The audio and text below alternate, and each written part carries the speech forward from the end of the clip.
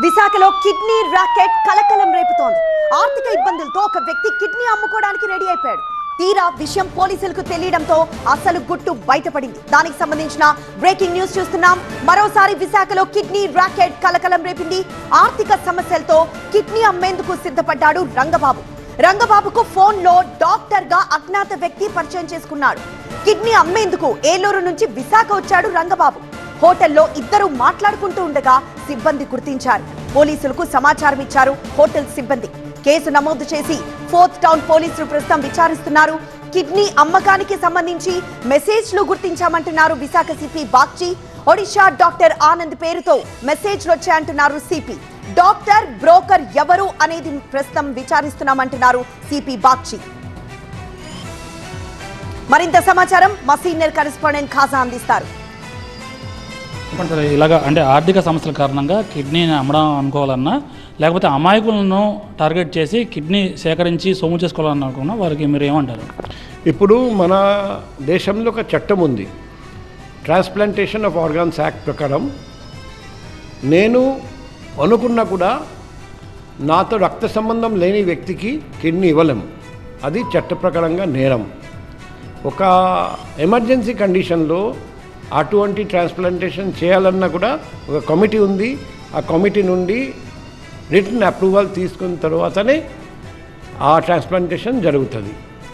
Brain dead patient అయితే ఆ brain dead patient నుండి మనం కిడ్నీ తీసుకొని మన రిజిస్ట్రీలో ఉన్న లిస్ట్ ప్రకారం ఆ పేషెంట్కి దగ్గర ఉన్న పేషెంట్కి కిడ్నీ ఇవ్వడం జరుగుతుంది. అంటే ట్రాన్స్ప్లాంటేషన్ ఆఫ్ కిడ్నీ అది చేయాలంటే ఒక పద్ధతి ఉంది, ఒక చట్టం ఉంది.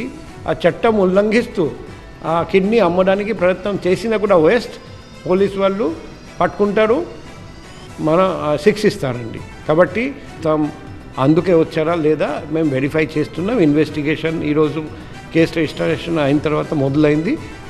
ఫర్దర్ ఏదైనా క్లూజ్ ఉంటే ఖచ్చితంగా మీడియాతో షేర్ చేస్తాం. అంటే ఎవరితోనూ సంప్రదించకుండా ఎవరు ప్రమేయం లేకుండా వాళ్ళు అమ్మడానికి వచ్చే అవకాశం ఉండదు సార్? గతంలో కూడా చాలా వైజాగ్ వేదికగా కిడ్నీ రాకెట్ వ్యవహారాలు బయటకు వచ్చాయి.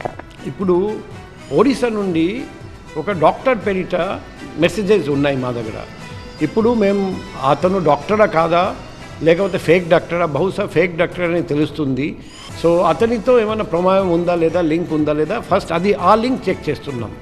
సో అతన్ని పిలిపిస్తే, అతన్ని ట్రేస్ చేస్తే, ఇంట్రోగేట్ చేస్తే ఫర్దర్ క్లూస్ దొరుకుతాయేమో అని ఆలోచిస్తున్నాం. సో అందుకే కేసు రిజిస్టర్ చేయడం జరిగింది. సో ఆ మూడో వ్యక్తిని ట్రేస్ చేసి ఇంట్రోగేట్ చేసి ఫర్దర్ ఏమైనా క్లూస్ దొరికితే అప్పుడు మీడియాతో షేర్ చేస్తాం. అందరికీ మేము రిక్వెస్ట్ చేస్తున్నాం, ఇలా కిడ్నీ అమ్మడానికి ప్రయత్నం చేయకండి. ఈ ముఠా నుండి మీకు ఏదైనా మెసేజ్ వస్తే, ప్రలోభ పెడితే నమ్మకండి, మోసపోకండి. సో ఇది ఓవరాల్గా ఆర్గన్ ట్రాన్స్ప్లాంటేషన్కి ఒక ఖచ్చితమైన చట్టం ఉంది. దాని ప్రకారమే ఇవి అవయవాలు మార్పిడి తప్ప ఎవరైనా మభ్యపెట్టి మాయ చేసి మిమ్మల్ని ఆకర్షిస్తే వాళ్ళ మాటలు విని మోసపోవద్దు. ఇటువంటి చేయాలన్నా సరే వాళ్ళు నేరస్తులుగా పరిగణించబడతారని సిపి చెప్తున్నారు. వైజాగ్లో బయటపడిన ఈ కిడ్నీ అమ్మేందుకు మాట్లాడుకుంటున్న వ్యవహారంలో పోలీసులు చాలా అప్రమత్తంగా వ్యవహరించారు. ఈ విషయంలో ఇప్పటికే కేసు నమోదు చేశారు. అన్ని కోణాల్లో దర్యాప్తు చేస్తున్నారు.